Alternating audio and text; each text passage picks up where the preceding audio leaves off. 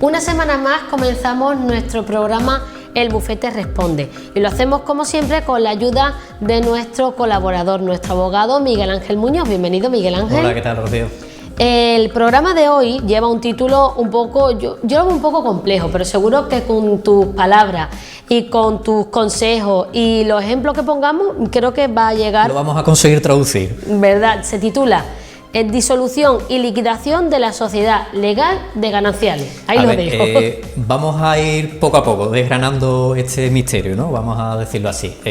Primero, para que los espectadores lo tengan claro, vamos a resolver qué pasa con, pensemos, un determinado matrimonio, ha estado casado o esa relación se ha mantenido durante X años en el tiempo, ha habido previamente un procedimiento de separación o de divorcio, pero queda una cuestión pendiente. Se ha disuelto el vínculo matrimonial en el caso del divorcio o se ha roto lo que es ya la convivencia entre los ex cónyuges, pero no hemos repartido los bienes que hemos ido adquiriendo durante toda la vigencia de ese matrimonio en concreto.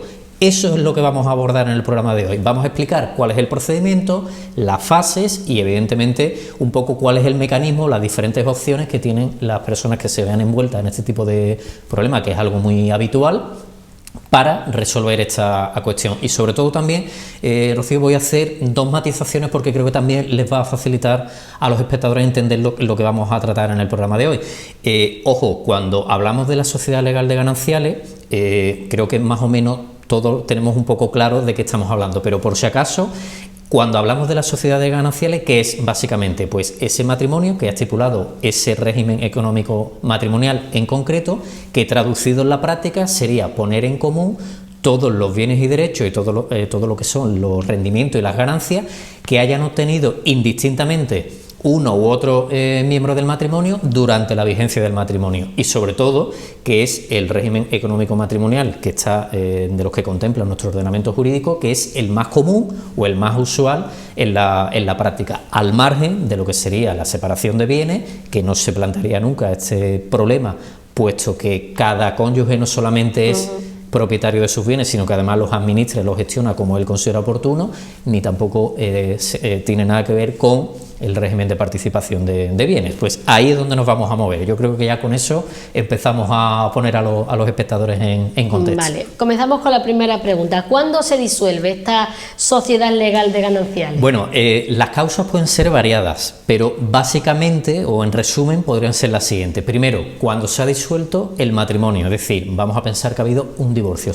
Hay una ruptura ya del vínculo sentimental que unía a esas dos personas en concreto. Segundo, cuando se produce la separación, no de hecho, separación legal, es decir, ya hay una sentencia judicial que declara la separación del matrimonio y por tanto que se ha roto ya legalmente hablando la convivencia y por tanto la vinculación, vamos a decirlo así, de un cónyuge respecto al otro. Pero también puede ser que se haya producido básicamente porque se ha modificado el régimen económico del matrimonio. Por ejemplo, nos casamos en gananciales, pero por circunstancias de la vida todo va cambiando, nos vamos adaptando.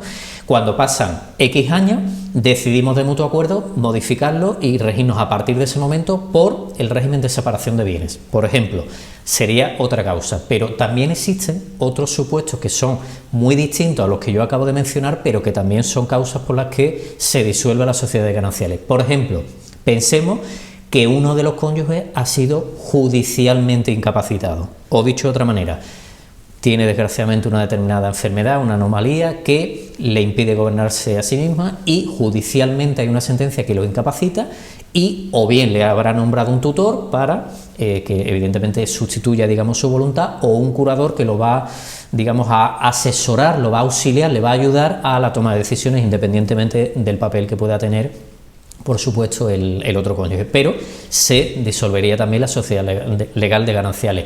Por ejemplo, que uno de ellos, uno de esos miembros haya sido declarado en concurso de de acreedores, o por ejemplo que incumpla reiteradamente lo que es su obligación de informar sobre la marcha o la evolución de lo que es los rendimientos y de lo que es, digamos, el plan o la estabilidad económica de la familia, es decir, qué ingresos tiene, cómo va la economía de la familia, si hay alguna deuda que pagar, si no, si se pueden afrontar, de qué manera, etcétera, etcétera. Todo este capítulo de causas serían básicamente las que disuelve la sociedad legal de gananciales, que luego hay que liquidarlo, es decir, hay que repartir y adjudicar esos bienes dentro de esa masa que formaría de bienes que formaría y de deudas que formaría la sociedad legal de gananciales. ¿Pero cómo se disuelve? ¿Qué hay que hacer para disolverla? Bueno, en primer lugar, vamos a ir paso a paso. Primero, si estamos en este punto, lo primero será abordar y tratar este tema con la otra parte de la relación o de nuestra antigua relación, de nuestras parejas, de nuestros maridos. En segundo lugar, primero habrá que abordarlo porque va a ser importante si es posible hacerlo de mutuo acuerdo o no va a ser posible hacerlo de mutuo acuerdo.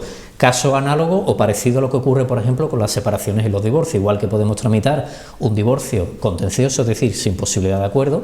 Ahora bien, otra cosa es que podamos llegar a un acuerdo durante la tramitación del procedimiento, podemos empezarlo de una manera pero terminarlo de mutuo acuerdo, eso también quiero que quede claro, pues aquí podría pasar exactamente lo mismo. Eso como punto número uno.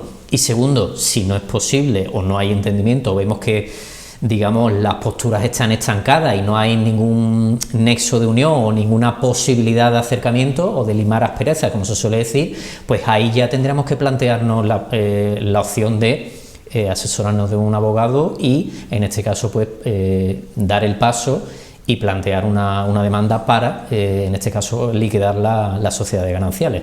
Por eso digo que lo primero, hablarlo, porque lo mismo, si evidentemente los espectadores ya me conocen por los programas que llevamos, siempre todo que se haga de mutuo acuerdo va a ser mejor para ambas partes, aunque pueda parecer que no, insisto en que sí es mejor para ambas partes. Evidentemente, si las dos partes no ceden un poco, será imposible llegar a un acuerdo porque no podemos mantenernos inflexibles y tajantes con nuestra postura. Será más rápido, será más económico y estoy casi completamente seguro, y lo digo por experiencia, que además nos vamos a ahorrar muchísimos disgustos y muchísimos quebraderos de cabeza o preocupaciones o como lo queramos decir. En uno de los programas tratamos la persona del procurador. Sí. Para llegar a disolver esta sociedad de gananciales, ¿necesitamos el procurador y el abogado? Claro, depende también de cómo lo hagamos. Me explico, si ya no hay posibilidad y vamos a iniciar el procedimiento judicial, en ese caso la demanda tendrá que ir firmada tanto por procurador como abogado, que recuerden los espectadores, el procurador es como el representante del cliente en el juzgado. Lo digo siempre con el símil futbolístico, creo que se me va a entender mucho más claro, es como nuestro manager, vamos a llamarlo así, y el abogado el encargado de defender los intereses de nuestro cliente en particular. Ahora bien, evidentemente, dentro de lo que es el procedimiento judicial tenemos que distinguir dos fases. Por un lado estaría lo que se llama la formación de inventario y por otro lado lo que es ya estrictamente hablando la liquidación de las sociedades gananciales. Dicho de otra manera, el primer, digamos que son como dos procedimientos judiciales que tenemos que ir haciéndolo uno detrás de otro. Es como una cadena, un paso nos lleva al otro paso, o como una escalera, un peldaño nos lleva al siguiente. De manera que la formación de inventario, ¿qué es básicamente? Bueno, pues al igual que se hace con la herencia, que creo que va a ser un ejemplo muy ilustrativo para los espectadores. Si nosotros hacemos un listado de los bienes que conforman la herencia, hay estas propiedades, un coche, X cantidad de dinero, este saldo en una cuenta bancaria de X entidad, vamos a poner también si había alguna deuda, por ejemplo una hipoteca, un préstamo o alguna otra obligación que atender, pues exactamente lo mismo vamos a hacer con las sociedades gananciales. Por un lado estaría el activo y por otro el pasivo, es decir, los bienes que integraban las sociedades gananciales, si evidentemente ha habido alguna venta fraudulenta o sospechosa o digamos ilegal de alguno de los bienes gananciales, pues evidentemente habrá que actualizar el valor para incluirlo también en esa masa activa de bienes de la sociedad legal de gananciales. Y por el otro lado, en el pasivo tendremos que incluir evidentemente la deuda y por supuesto si existe algún crédito o alguna cantidad de dinero que se haya pagado por uno de los cónyuges y que forme parte o que haya sido a cargo de la sociedad ganancial, es decir, una deuda contraída por ese ente o esa masa que sería la sociedad legal de gananciales. Y posteriormente, una vez que ya esté aprobado ese inventario de bienes, es cuando habría que echar ya la segunda parte del procedimiento, que sería ya estrictamente hablando, rigurosamente hablando, la liquidación de la sociedad de gananciales. ¿Cuánto nos puede costar, Miguel Ángel, todo esto que me estás contando? Bueno, buena pregunta. Lo que pasa es que tendríamos que ver exactamente qué es lo que tenemos que liquidar. ¿Por qué? Porque pasa al igual, por ejemplo, que una herencia. Depende de qué bienes la integren, pues evidentemente tendremos que calcularlo. Y al igual le va a pasar también, lo va a calcular, por ejemplo, el notario para hacer la escritura de aceptación y adjudicación de herencia. Por ejemplo, si es un matrimonio que tiene 3 o 4 inmuebles, no es lo mismo que si solamente es una sola vivienda o la vivienda o la que ha sido la vivienda familiar. Habrá que ver también qué saldo había en las cuentas corrientes, si había a lo mejor algún tipo de depósito, algún plan de pensiones, si tenían a lo mejor varios vehículos. Claro, evidentemente, cuanto más bienes tengan, pues mayor será en este caso el importe de nuestros honorarios. Nosotros lo vamos a calcular conforme a ese libro, el libro de baremo, que se establece una serie de reglas y en función de la cuantía o del valor que tengan los bienes, vamos a traducirlo, digamos, en dinero para facilitarle el presupuesto, evidentemente, o la minuta a nuestro cliente. Así es como lo calculamos, pero no puedo determinarte la cifra exactamente porque va a depender de los bienes que haya que liquidar. ¿Qué es la figura del contador partidor? Muy buena pregunta. Cuando ya estamos en la segunda fase del procedimiento, en la liquidación de las sociedades gananciales, ahí puede pasar varias cosas. Tanto en la primera fase, la formación de inventario, como en la segunda, cuando presentamos esa demanda, lo primero que hace el juzgado es citar a las partes, a los dos excónyuges, a los dos miembros, o ex miembros, mejor dicho, de la pareja, a una comparecencia, con la idea de intentar acercar posturas y llegar a un acuerdo. ¿Qué ocurre?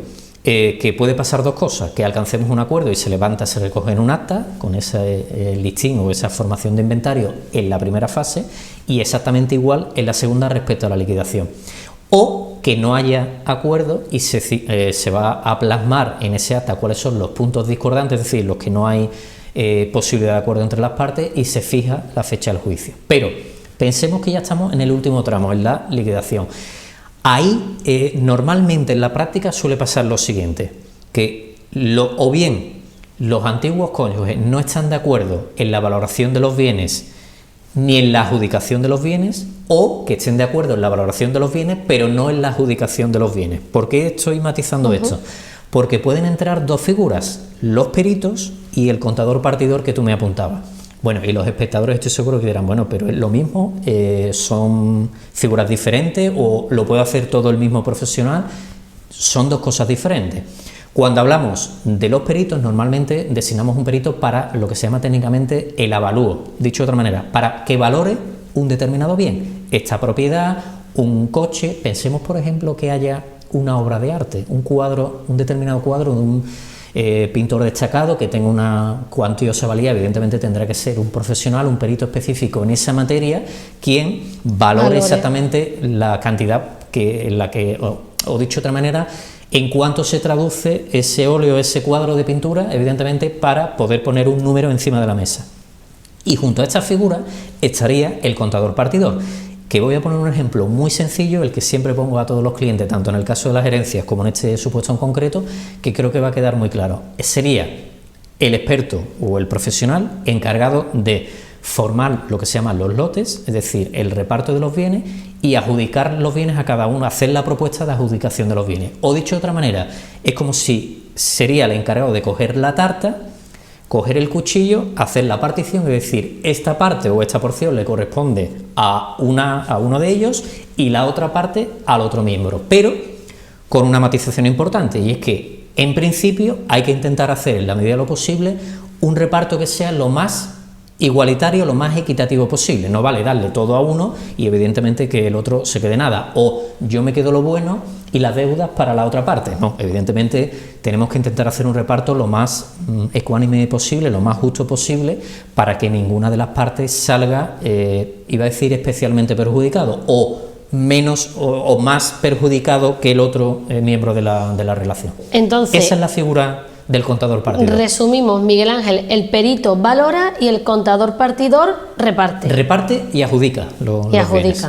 O hace una propuesta de adjudicación que ya evidentemente luego se le va a dar traslado a las partes para hacer las alegaciones y ya en última instancia pues resolverá el juzgado, o incluso vamos a complicar un poco más el escenario, como siempre.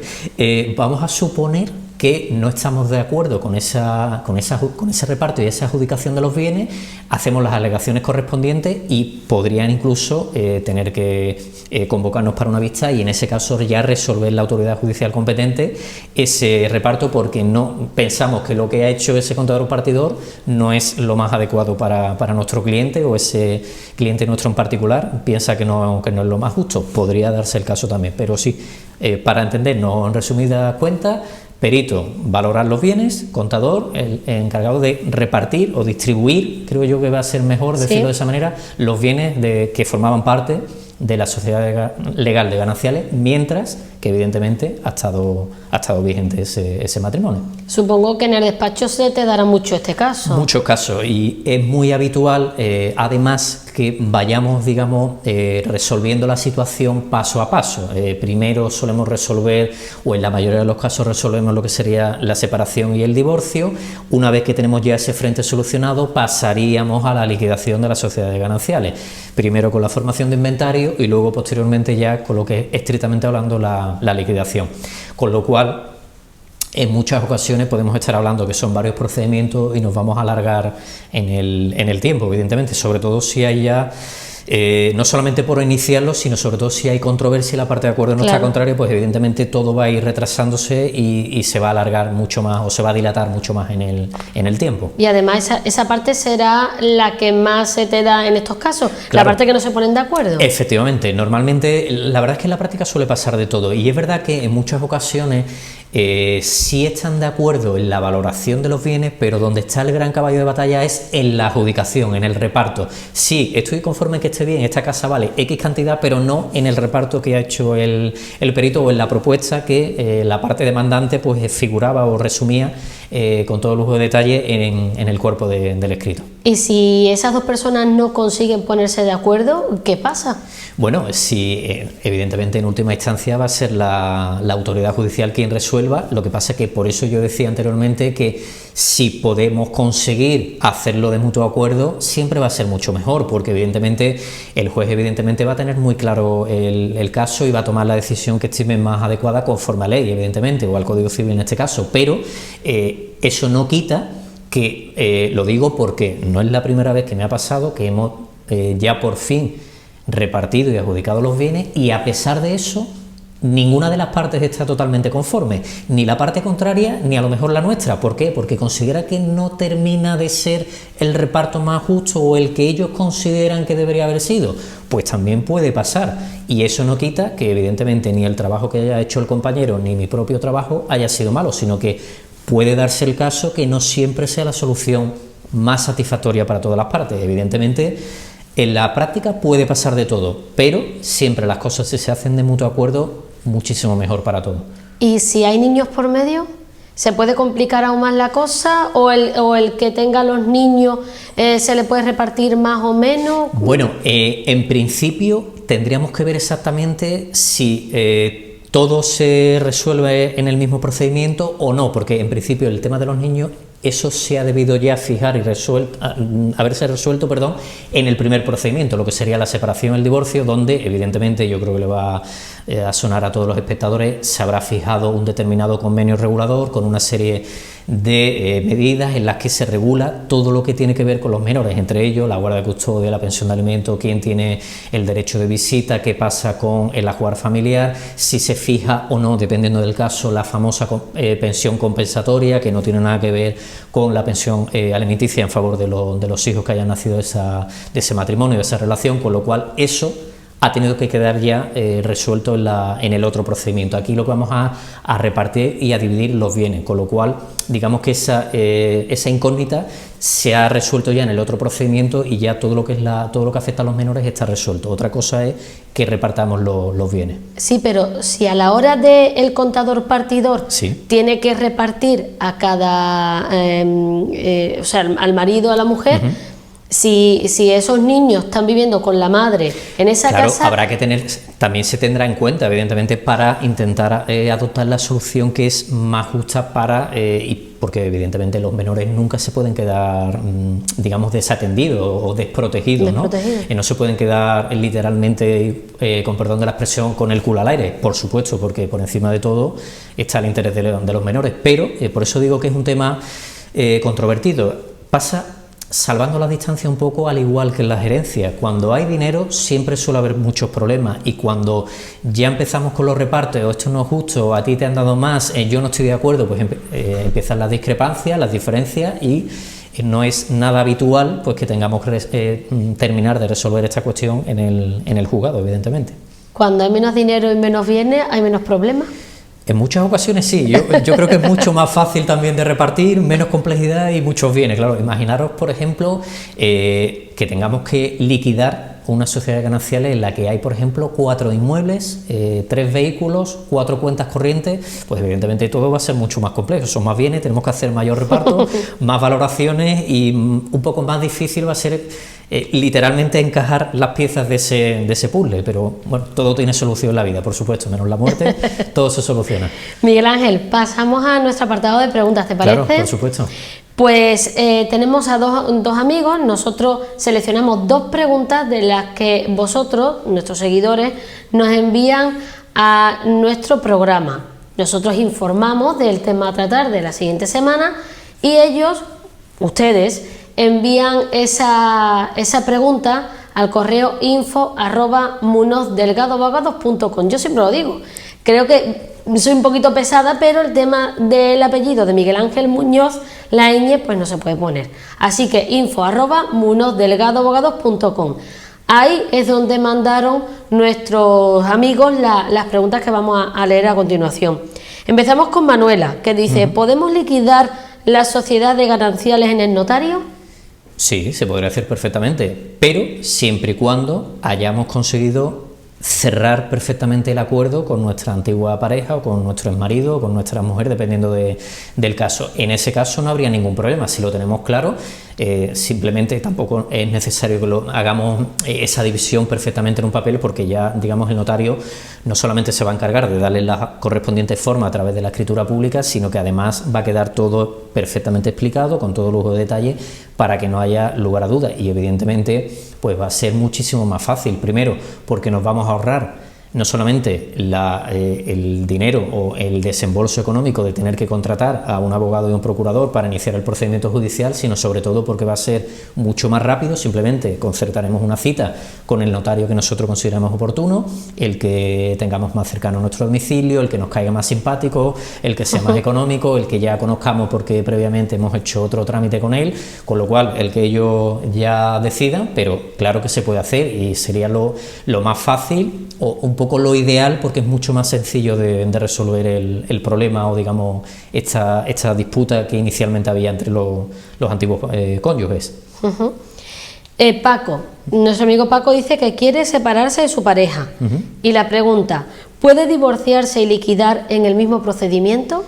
Claro, se podría hacer. De hecho, bueno, habla primero de separación y luego de divorcio, no sé si es que es una figura u otra, pero bueno, en cualquier caso, tanto si es una separación como un divorcio, se puede resolver esa cuestión y también liquidar la sociedad de gananciales, que parto de la base que cuando nos está haciendo este espectador la pregunta es porque el régimen económico suyo será evidentemente la sociedad de gananciales. ¿Se puede hacer? Claro que sí, evidentemente en la misma demanda vamos no solamente a fijar o a proponer todas las medidas que tengan que ver con no solamente los aspectos de los cónyuges entre sí, sino también evidentemente regular los aspectos de los menores si es que hay hijos en este matrimonio, y por supuesto liquidar también los bienes que formaban parte de la sociedad de gananciales. Es más, si me lo permite, Rocío, para mí sería lo ideal, porque en un solo procedimiento vamos a resolver ambas cuestiones, tanto todo lo que tiene que ver con el tema del matrimonio, como todo lo que tiene que ver con la regulación del nuevo marco jurídico que va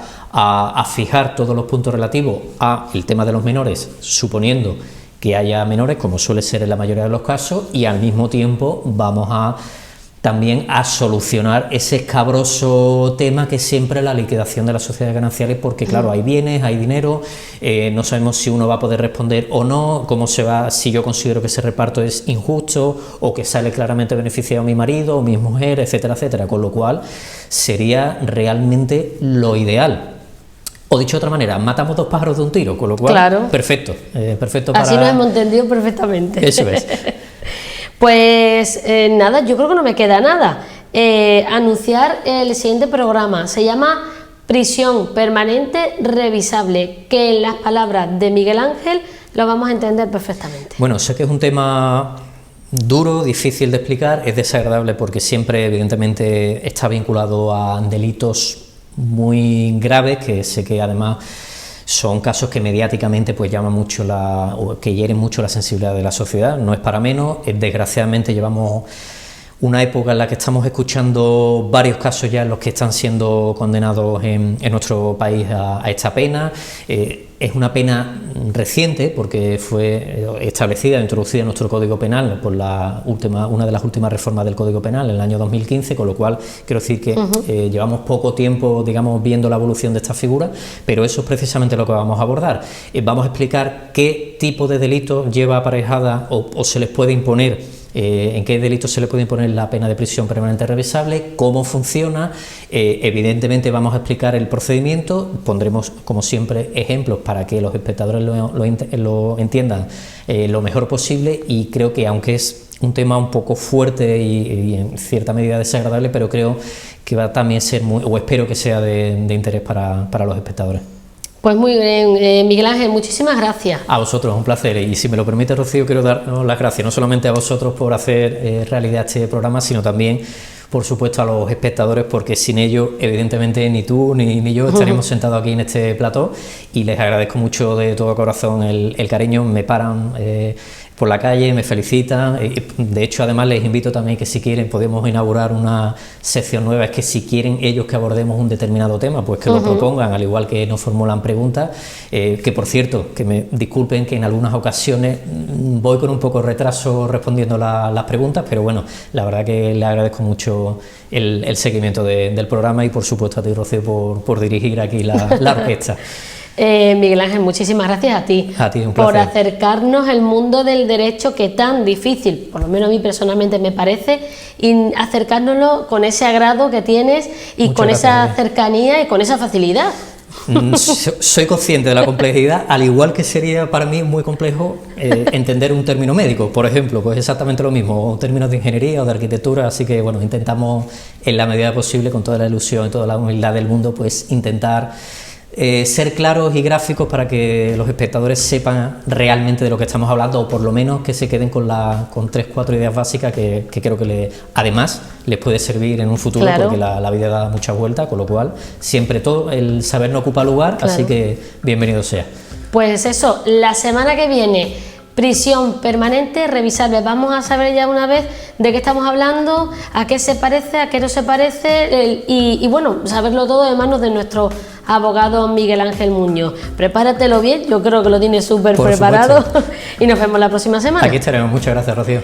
A ustedes muchísimas gracias por su atención, y nos vemos aquí en El Bufete Responde.